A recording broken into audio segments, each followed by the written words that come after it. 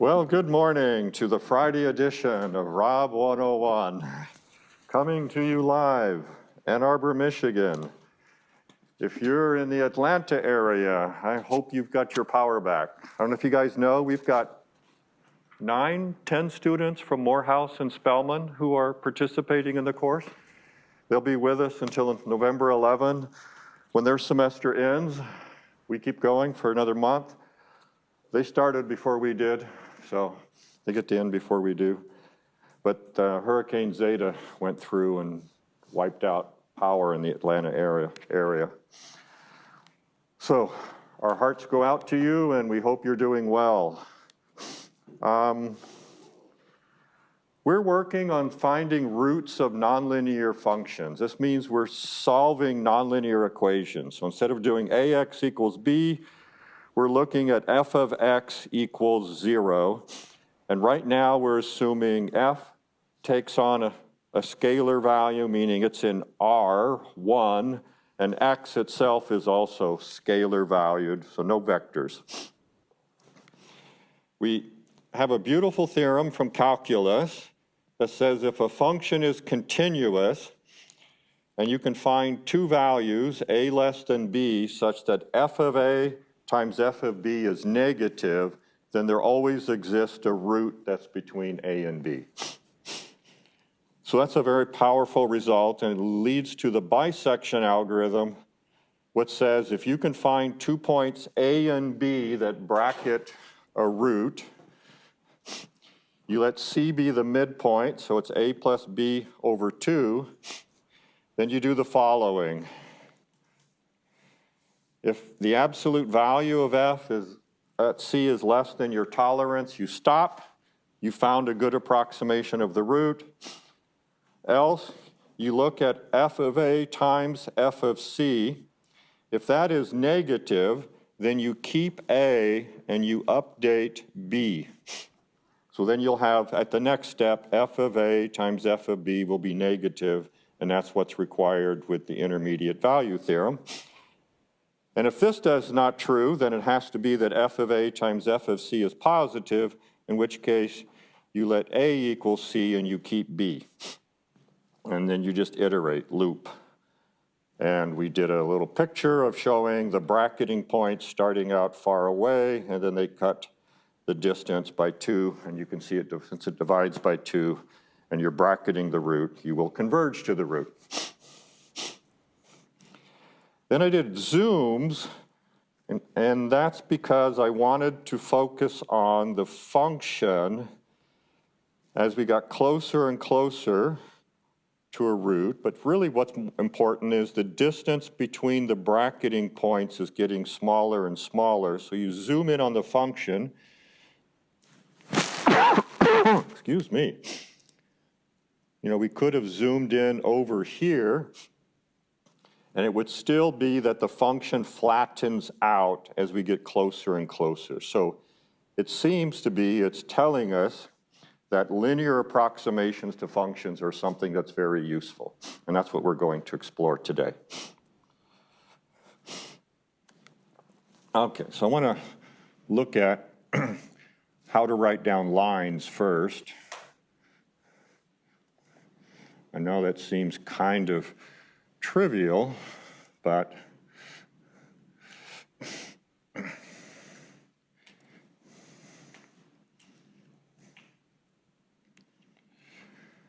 okay, and then I'm going to do the same one here, but take my point of interest to be C, and then this will be f of c. Okay, so x, f of x.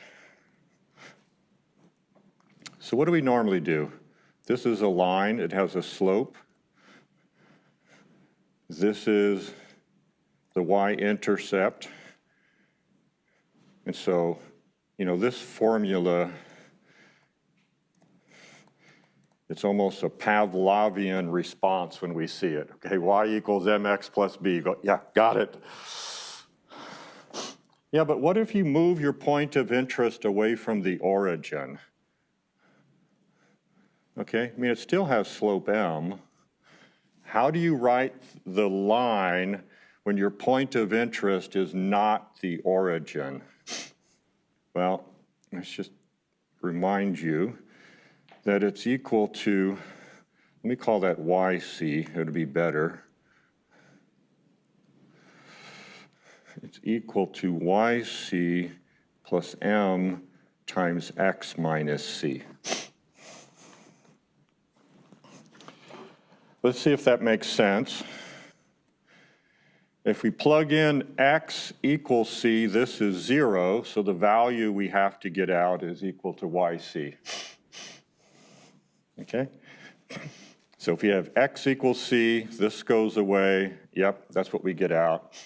And notice, if we take c equals to 0, so we move our point of interest to here, then this becomes yc, which is exactly the intercept, okay? So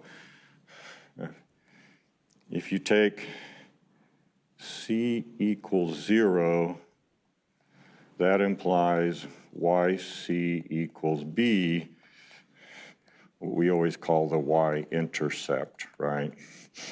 Because it's the y-axis. But if you take the point of interest not equal to 0, you shift x, and then you just look at the value of the line as it goes through that point. So that's going to be really, really important to us as we move on from the bisection algorithm to getting a brand new way to find roots of functions.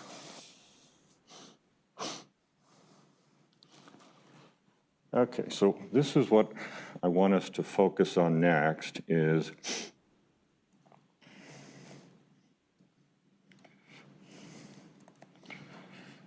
numerical derivatives and linear approximations to nonlinear functions.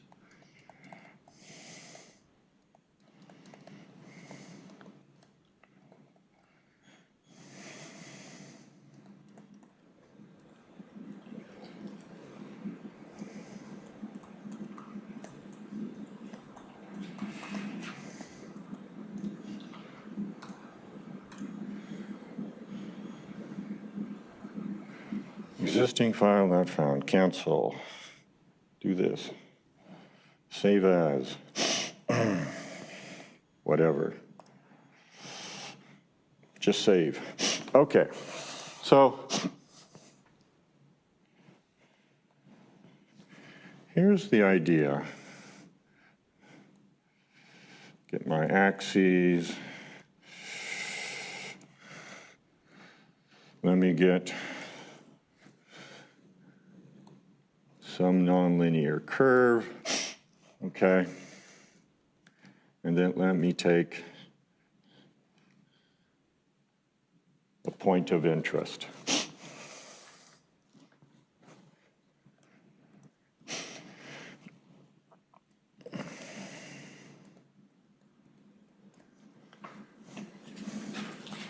So I first want to introduce the notion of a slope of a function. So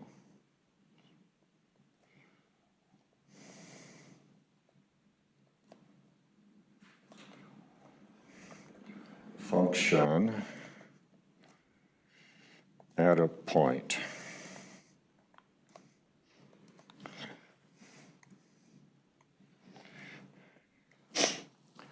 Okay, some of you had AP calculus, et cetera, and you're already in calculus courses. Rob 101 assumes no calculus, so if you've had the AP stuff, bear with me. I still think you'll learn some really cool ways to do computations. And if you've not had calculus, you're my people, okay? So this is what I want to talk about now. So how to assign a slope. Well, what is a slope supposed to be? Slope is rise over run.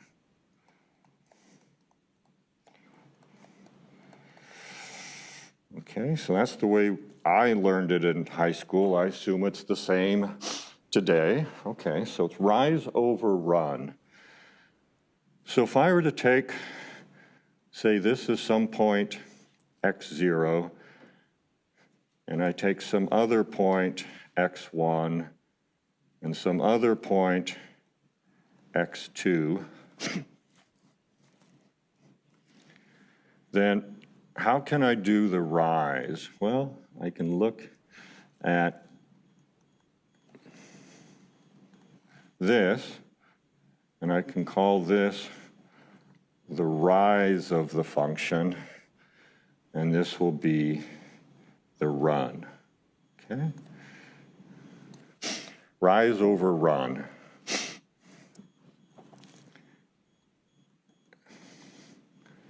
Okay. Well, what do I get if I do that? Well, I'll have f of x2 minus f of x1, that's the rise. And the run is x2 minus x1. So that's what I could call the slope. But the big question is,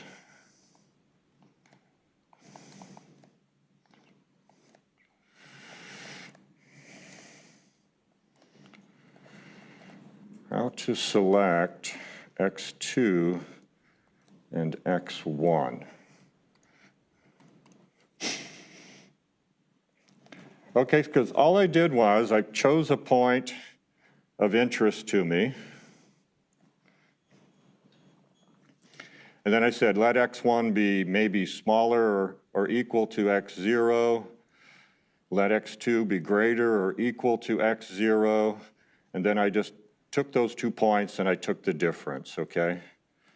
But when I really calculate it, I have to make a choice, so how do you do it? That's the question. How do you choose those? Okay, so here's the calculus answer.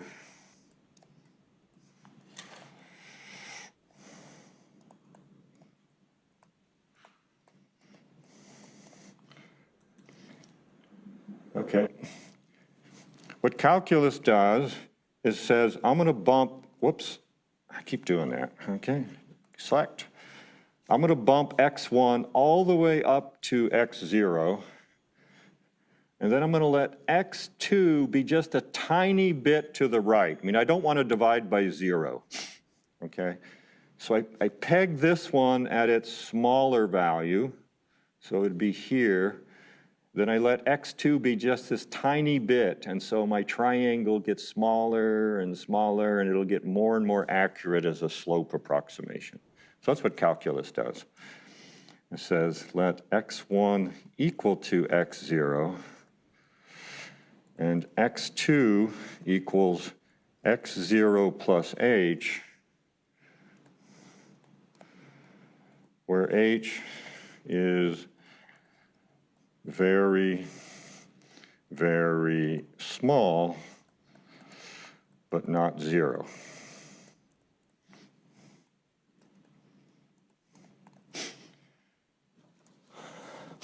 Okay, because calculus lives in the world of perfect arithmetic. Whereas we are engineers when we're doing a lot of these calculations. And if you're doing things in Julia,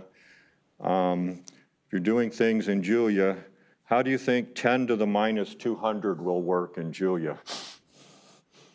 And not so well, okay? 10 to the minus 5, very good, okay? So calculus, we take the limit, okay? So that's what calculus does. Now, calculus has a really cool notation for this.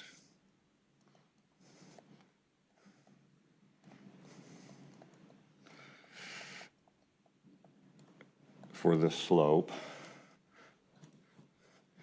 And so df at x0 by dx equals, okay, so the differential in x is x2 minus x1 is really small, so it's a little bitty x, it's called a differential. And then if x1 and x2 are very close together, you're getting a small increment in f. So calculus writes this as limit h goes to 0, f of x0 plus h minus f of x0. Remember, that's x1 equals x0, x2 equals x0 plus h, and then the bottom, x2 minus x1, all you have is h. So that's calculus. Okay? And then this is a limiting process as h gets smaller and smaller. Great. So if you know how to calculate analytical derivatives, more power to you. Okay? In Rob 101, we don't care. Here are 3 numerical approximations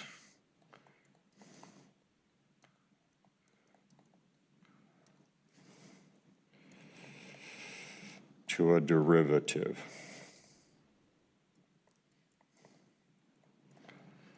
Of a function.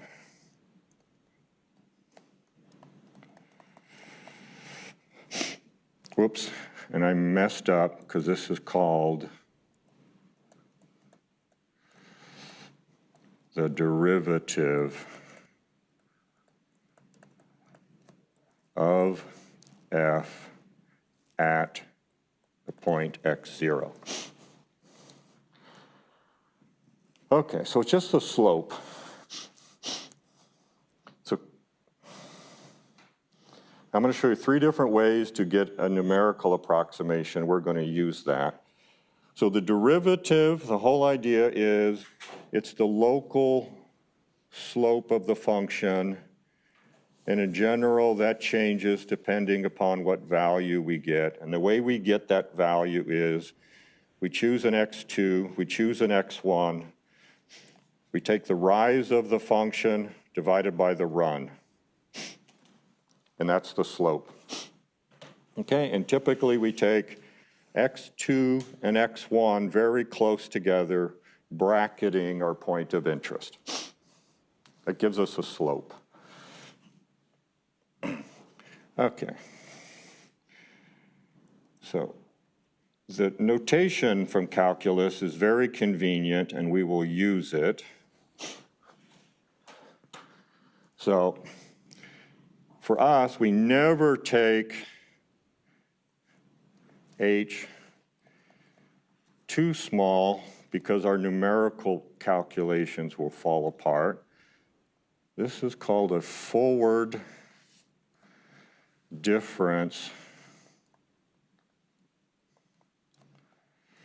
approximation of the derivative, rise over run. x2, x1, f of x2 minus x1, and then x2 minus x1, that's h. That's a forward difference approximation.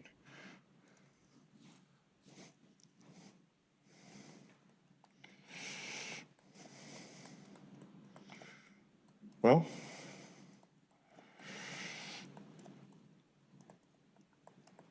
you can look backwards as well. You don't have to only look forward. And that's called a backward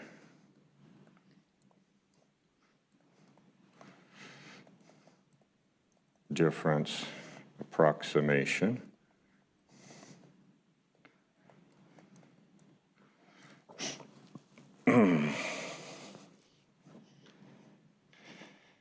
So in this one, we pegged x2 at x0, and to make sure x1 was to the left, we did minus h, and it's still true that x2 minus x1 is equal to h. So this is the rise of the function over the run. It's still the slope. We take h small. And then the final one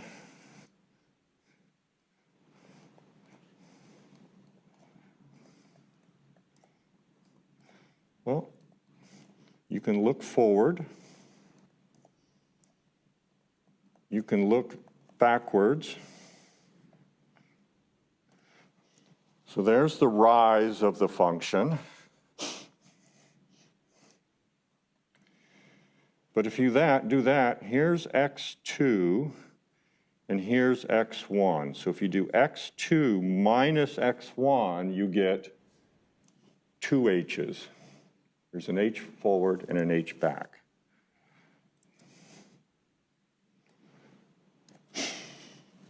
Okay, and this is called a symmetric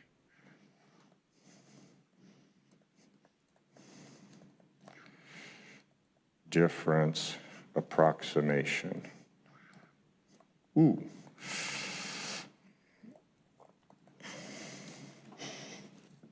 Okay. You write that down, and we'll just make sure we've got the rise over run thing working for us.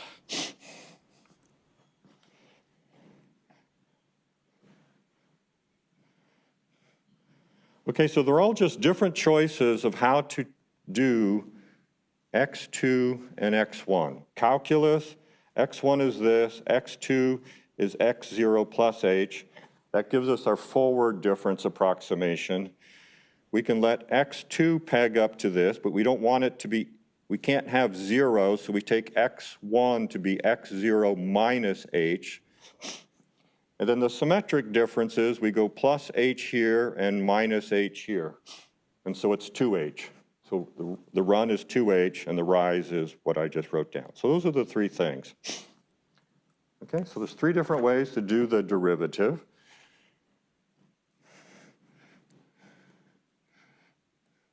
So that's how we're going to do derivatives in Rob 101.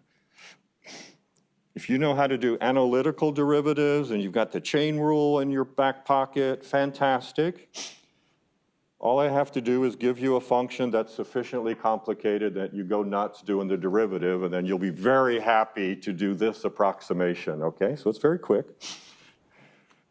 Okay, so the forward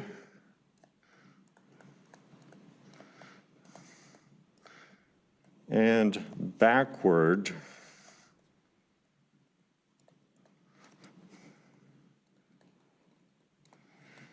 difference approximations to the derivative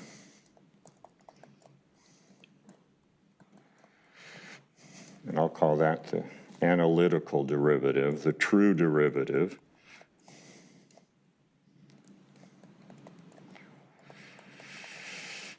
Okay.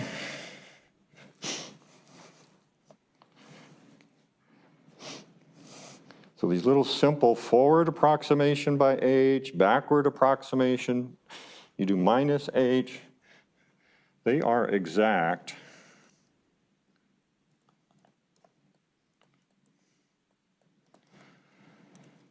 for linear functions.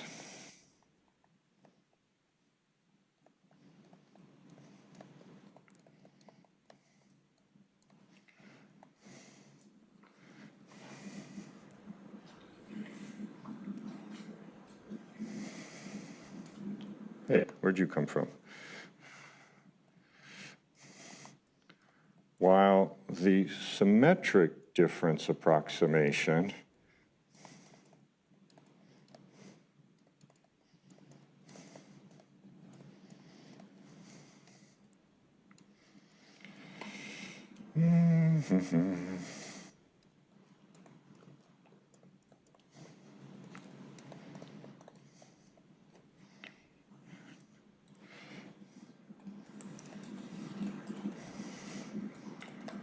is exact for quadratic functions.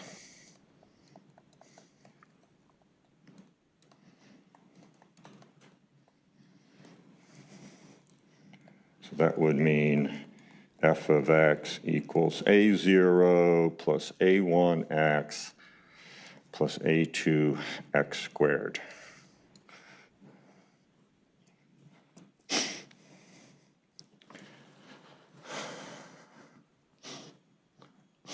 Okay, so that's kind of cool to know.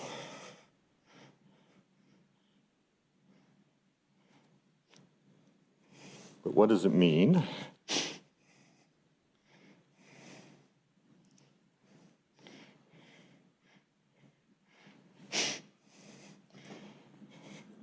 It means the symmetric difference approximation, you know, what do you think? This function looks closer to a piece of a quadratic here or closer to a piece of a straight line?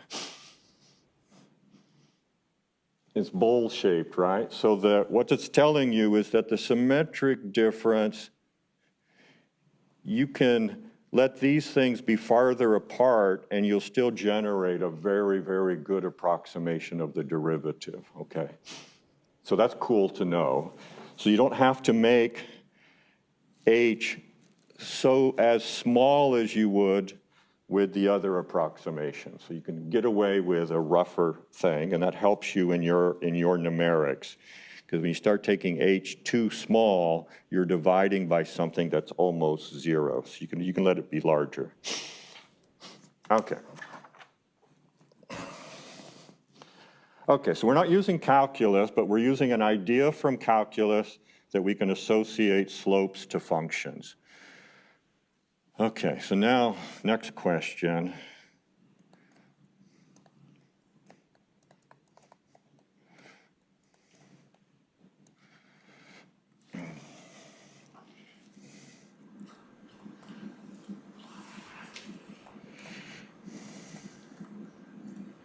Can you always associate a slope, which, remember, the term in calculus is derivative,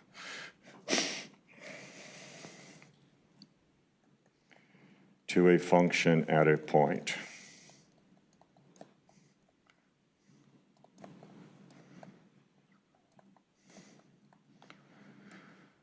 Okay, once again, those of you who've had calculus exposure, you know the answer is no. Okay, so the answer is no. Whoops.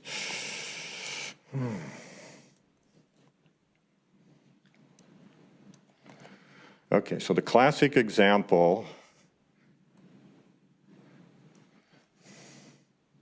oops, yep. You have a direction, you are a vector. Okay, so the classic example is the absolute value function. Okay, so this is f of x equals absolute value of x. X, f, closer. Okay. Here the slope is 1. Here the slope, -1.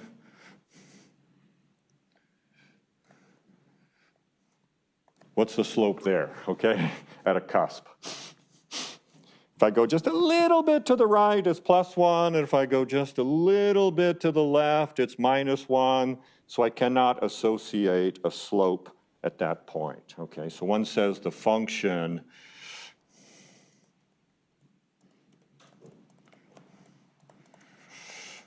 is not differentiable,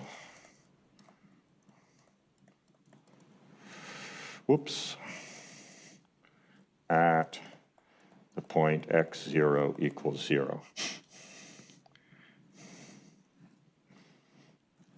Okay, so we would write df by dx of x is equal to +1 for this function. Doesn't matter what x is, as long as it's positive, the derivative here, the derivative here, the derivative here, the slope here, the slope here, the slope here, they're all 1. Slope here, the slope here, the slope here, the slope here, the slope here, they're all -1.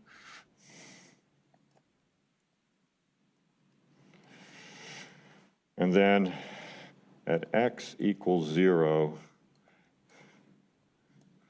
it's undefined, okay? Doesn't exist, undefined.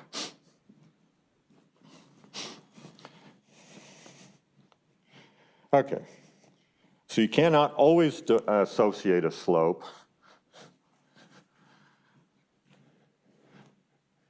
But as you get more experience with the idea, you can very often associate a slope of a function to a point.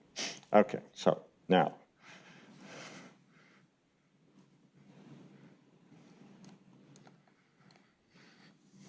linear approximation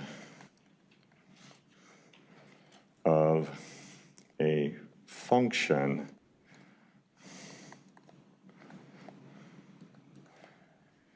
at a point.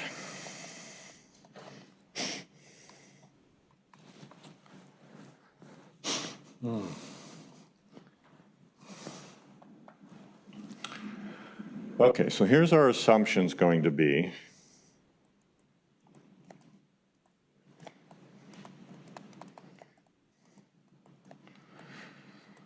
We can associate a slope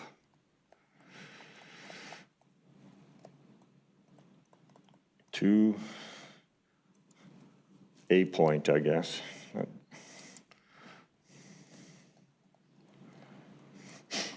Okay, so we're going to assume our function is nice enough that we can associate a slope to it, okay? So in calculus, so we're just going to learn some vocabulary. We're not learning the rigor of calculus, but the vocabulary and the notation is super useful. We say, that f of x is differentiable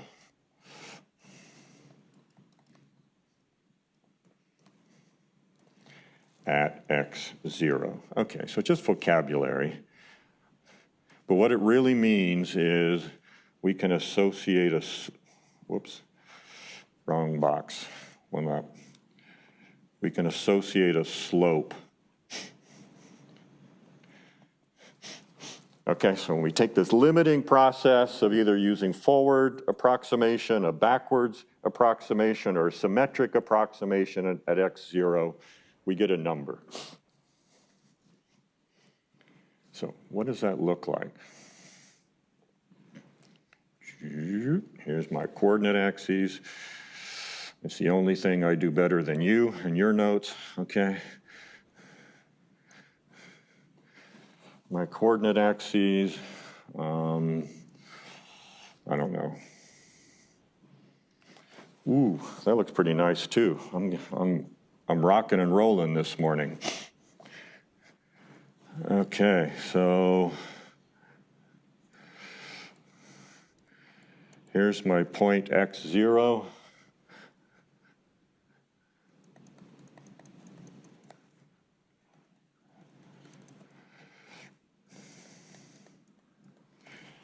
Here's f of x0.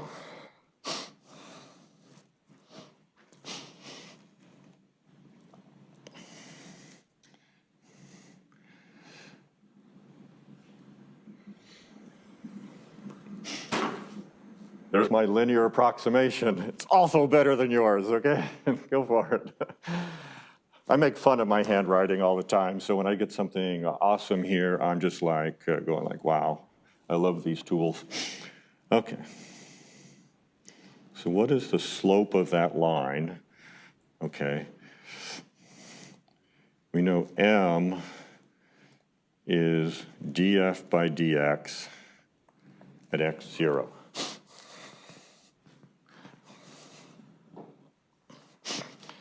So our idea is in an interval about the point x0, this is some gnarly function, we're going to replace it by this straight line. So what is the formula for that straight line? That's all we want. So remember, we had y equals yc plus m times x minus c.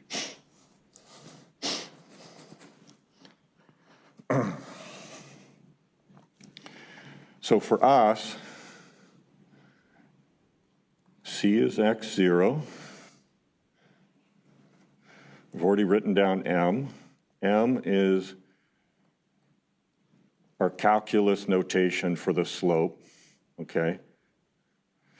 We don't know calculus, but we're egotistical enough to use its notation. That's cool. And then what is yc? Well, yc is f at x0, okay?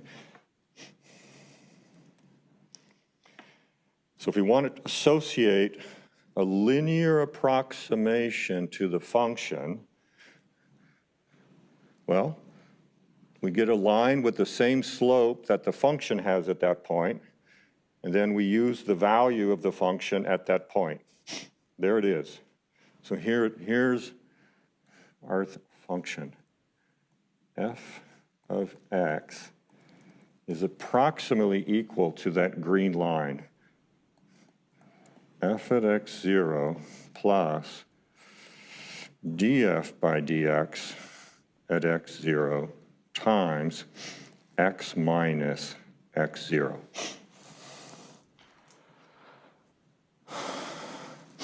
People see where this comes from? Ask questions. This is a great time to ask questions, everybody. This is the most important formula that comes in Calculus 1. Okay, so I don't know if that's how it was taught to you. It's certainly not how it was taught to me.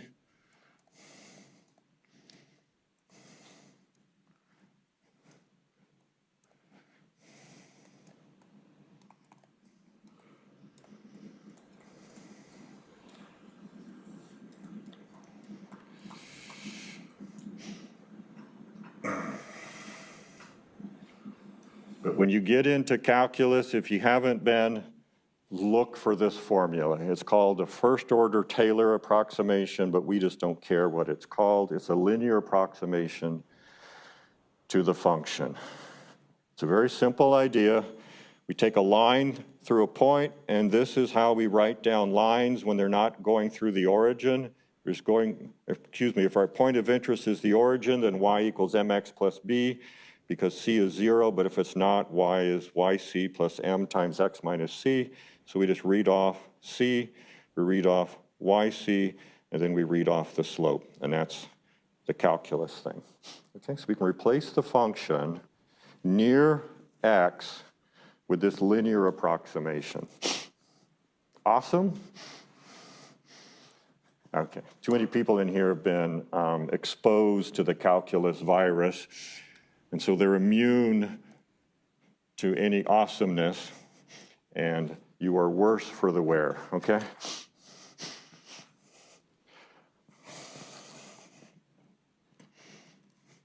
Okay.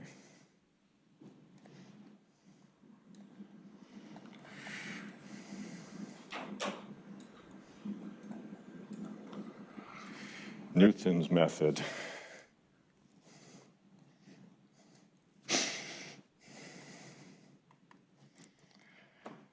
Okay, so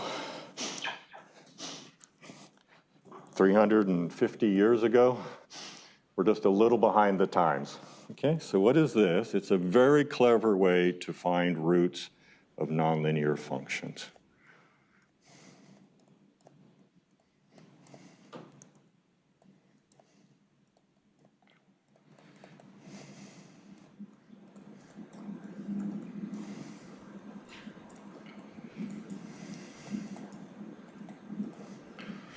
Okay, you have one. It's called the bisection method. It's awesome. You'll have a lot of fun playing with it. But I'm going to give you another method that generalizes to the vector case. We're going to do it for scalars, but it generalizes to the case of vector-valued functions, whereas bisection, there's no easy generalization of the bisection method to functions that depend on more than one variable or take values in R2, R3, et cetera. Okay, so I'll first do it analytically, and then maybe we can try to draw pictures, okay? So here's the observation.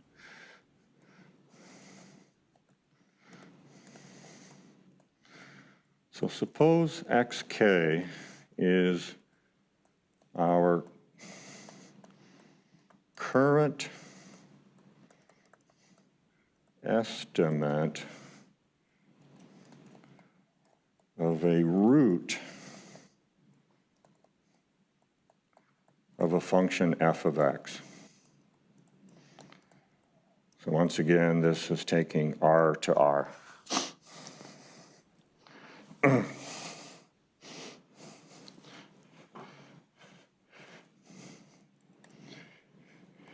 It's an estimate, but it's not.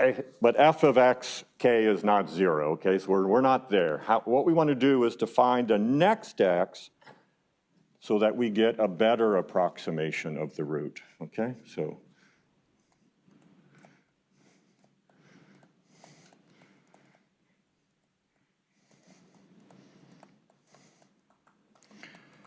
call it x at k plus 1.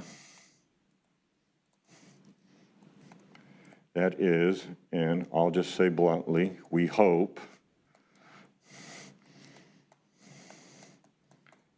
a better approximation of the root.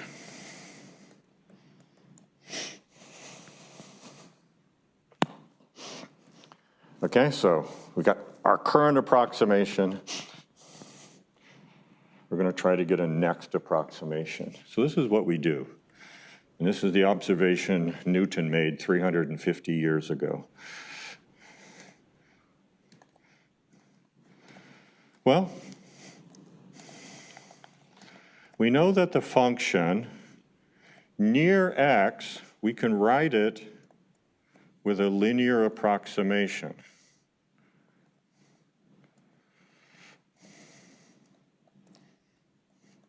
So we have the slope of the function at our current approximation. We have the value of the function at our current approximation, etc. So near a point, we can write the function as approximately a linear function. So this is linear.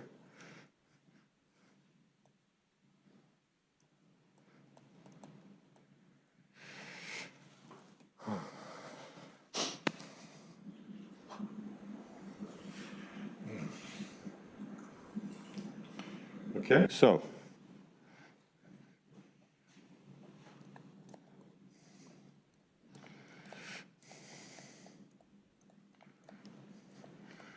we want to choose xk plus 1 and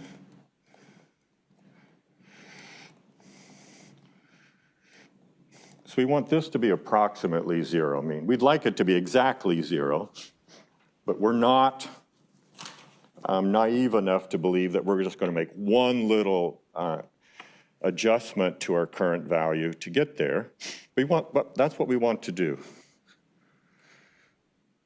So what we do is, okay, so if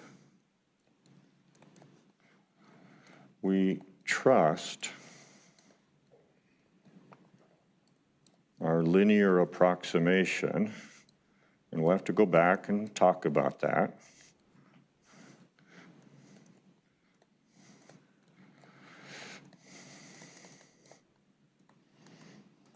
And this is what we do.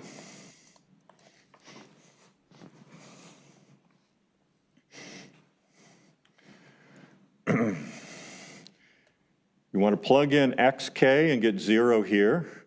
Well, this is fixed. That's just a number. This is fixed. That's a number.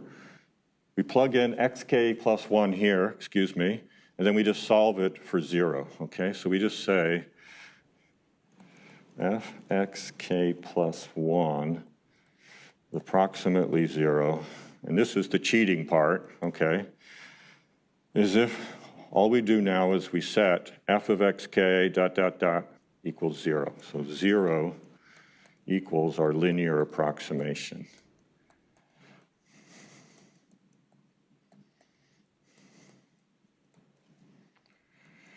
xk plus 1 minus xk. In fact, I'm going to make that really easy to see that that's what we plugged in, xk plus 1.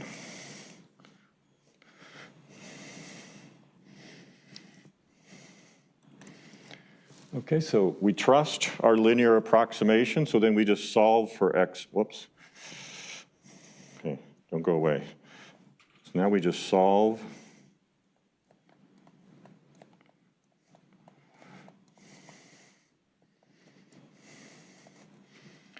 well, that's a constant, this is a constant, this is a constant. If it's not equal to 0, what do we get? So if the slope at that point, xk, is not equal to 0, then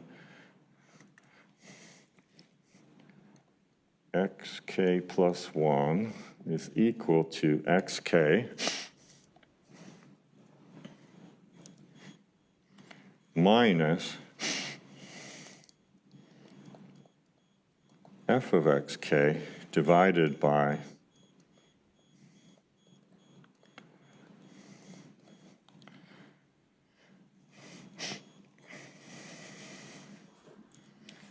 take this to the other side, that gives me the minus, I divide by this, then I have xk minus xk, okay? And I'm going to rewrite this so that you can see what the vector version is eventually going to be.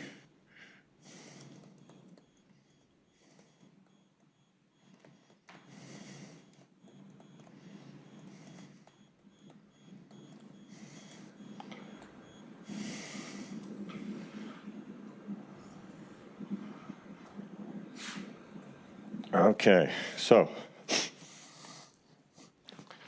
what do we have? We have this beautiful formula that's dying to be put into a for loop, or if you prefer, a while loop. It says, here's our current estimate. Our next estimate is xk, and then here's the change we make. There's the delta x. Okay, so that's called Newton's algorithm.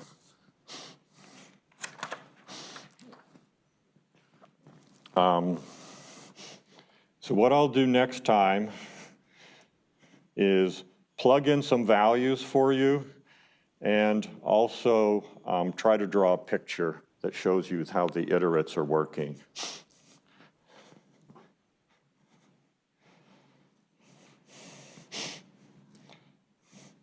Okay, so but it's just taking the linear approximation and literally plugging in that we want the next value to be 0, and then just solving for xk plus 1. Now clearly if this is 0, we can't do that, so that'll be when the algorithm fails. And I've written this as an inverse because you can guess how the vector version is going to go. There's going to be a matrix in there, and if that's invertible, this can be a vector, this can be a vector. If this inverse exists, then we can update our value and we can solve problems with multiple x's in them. Okay? Cool. Let's stop here, make it a wrap, and we'll pick up on Monday. Everybody have a great weekend, and let's hope our friends in Atlanta get their power back soon.